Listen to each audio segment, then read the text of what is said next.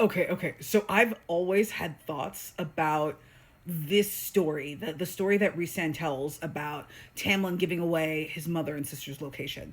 I do not think that Tamlin did this. What I actually think is that Tamlin actually helped spirit them away, and at least the sister is still alive. There's like this thing I remember in Akatar 1 where Feyre is like looking around the castle and like she's flirting with Tamlin the whole time or whatever. And then there's this starlight pool. And in hindsight, on a second read, you're like, what the hell is a starlight pool doing in the spring court? And then the more that we think about the starlight pool, the more it's just like, what does the starlight pool relate to? Especially because it's never mentioned again. So Tamlin just has this random night court coded thing in his court. And then you gotta wonder, like, what is it for? Has it been used before? And I think that he did. I think that Tamlin spirited away the mother and the sister before the father could kill them. And then he just made it seem like, oh, like he murdered them and he burned the wings or whatever. That way there's no evidence as to where their bodies went. Where did they go, you ask? They went to Crescent City, Lunafian. Much has been made of the fact that Rune Danon looks an uncanny amount like Rhysand. Bryce mentions it when she comes like across the world with the horn or whatever. And the narration of Crescent City, it's like it is very clear that Rune Danon is supposed to look like, just kind of an off-white version of Rhysand's twin.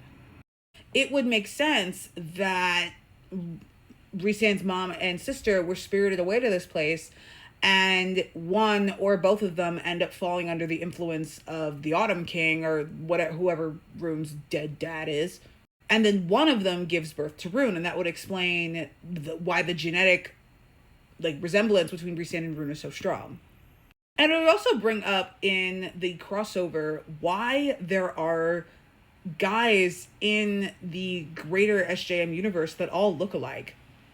This is Dorian Havillard, and he bears a very strong resemblance to Rhysand and to Rune as well. I think the only difference is that he has blue eyes, and Rhys and Rune have purple. So this would imply that maybe Dorian is some kind of ancestor. I haven't finished Throne of Glass, so I couldn't tell you, how Dorian's story ends or whatever, but to my recollection, he has this flirtation and is probably mates with Manon or Manon, the dragon riding girl, the girl who has the handicapped dragon. And I don't understand how they could be mates when Dorian's human and Manon is some kind of witch. But I do think that would explain if they were somehow ancestral to Rhysand. That would make sense to me. And we know that that's possible because in House of Flame and Shadow, there's this big passage, towards the end of the book, where Lydia is talking about how she is descendant from X, Y, and Z person, and it's Aelin. She's just a descendant of Aelin. Look at her. She even looks like a young Celaena Sardothian.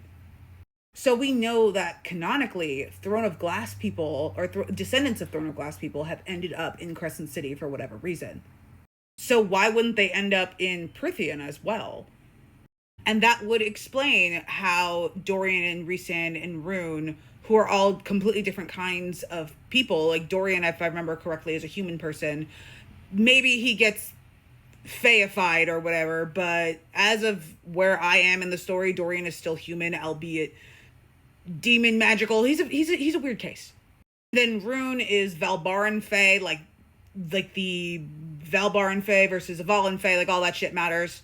And then Rhys is a high Fae in Prythian. They're all different Fae types or people types. Anyway, that's been my theory for some time, that Tamlin essentially spirited away Rhys's mom and his sister and has been hiding this information for however long so he could protect Lunafian or whatever. And that would explain how crossover stuff might happen later without Bryce. And if I'm right, I will be so smug if I'm right. But I actually do feel really bad for Tamlin in the situation because he essentially villainized himself in order to keep Rhysand's family safe. And it is literally the thing that Rhysand is constantly saying that he does, where he villainizes himself to keep Valaris safe. But Tamlin actually villainized himself, like, within the narrative. And I feel like that's just more profound.